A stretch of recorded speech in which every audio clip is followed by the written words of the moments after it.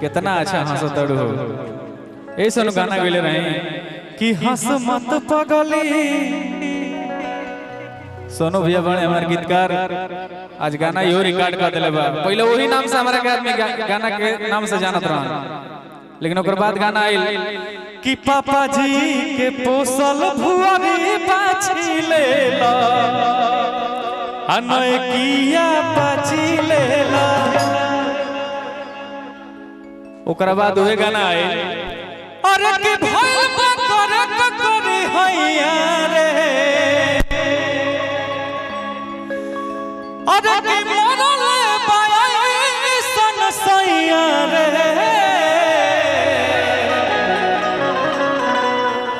अरे की पटना से चलता दवाइया रे, पटना से चलता। आ चलो कहाँ बैठल बड़ो, आओ लो धोने लो दवाइया रे। अरे की भइल बा करे हैया रे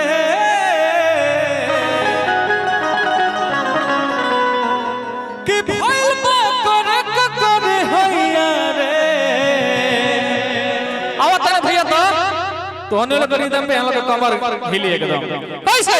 अरे की पटना से चलता दवाइया रे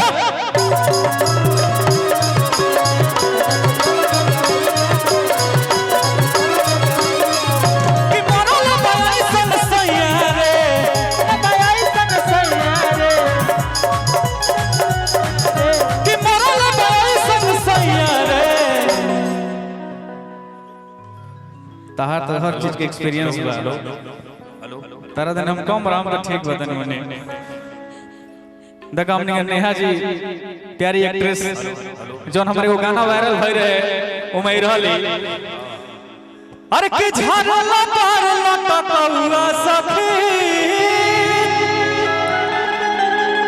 अच्छा समय लगा के घूमे गोवा सखी। अरे की हीरोआ सखी हो हीरोआ सखी हमारो यार हो हीरोआ सखी। राहुल भैया तो सही में हीरो लगला आता है ए भैया। अरे की हीरोआ सखी हो हीरोआ सखी हमारो यार हो हीरो।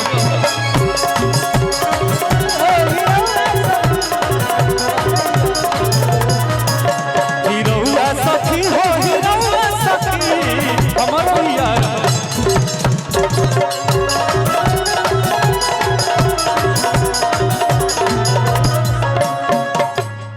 नेहा जी दिखाई दिला तो याद करूला, लेकिन वो गाना का अंतरा पूरा कहता नहीं। अरे कि जाके हम यारा करोनी एक सारा तो बुआरा मन नहीं भई।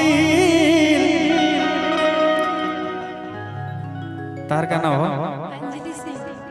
अंजलि शर्मा अंजलि सिंह। अच्छा अंजलि सिंह ठीक है।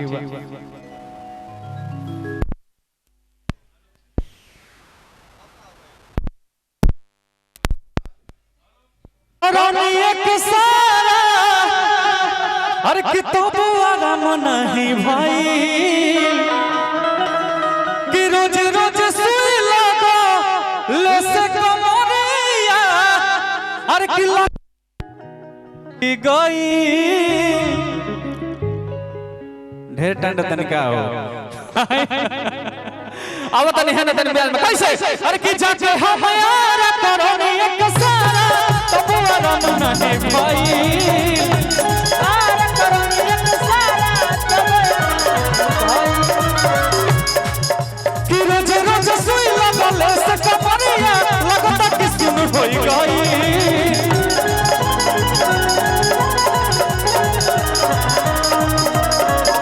और हमारे आशीष सत्यार्थी भैया दिल से अभिनंदन बा। भोजपुरी के मशहूर गीतकार हमारे छोटे बद्रीनाथ भैया यादव राज भैया के दिल से अभिनंदन बा।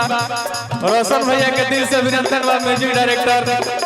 और ये साधारण व्यक्ति नहीं है, ये लोग इंडस्ट्री के बहुत चर्चित चेहरा है।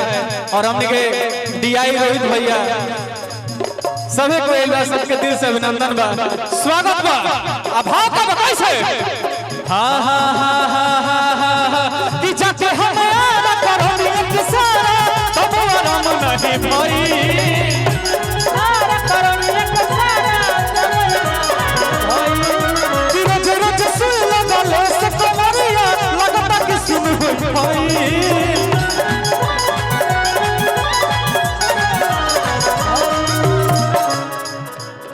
और दिया कहत दिया कैसे कैसे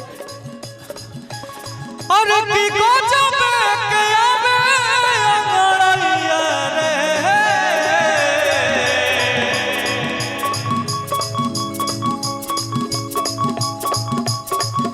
की गजब के आवे अंगड़ैया रे गजब के आवे अंगड़ैया रे पटना से चलता दवैया रस चलता दवैया रे हमारा तो एक एहसान कर दी जीजा जी हमारा तो एक एहसान कर दी जीजा जी आई साली लेखा लगा तरी अरे कि हमारा तो एगो एहसान कर दी जीजा जी अब प्यार के तानी सा जवान को दीजी जाजी क्या खूब लगती हो बड़ी सुंदर लगती हो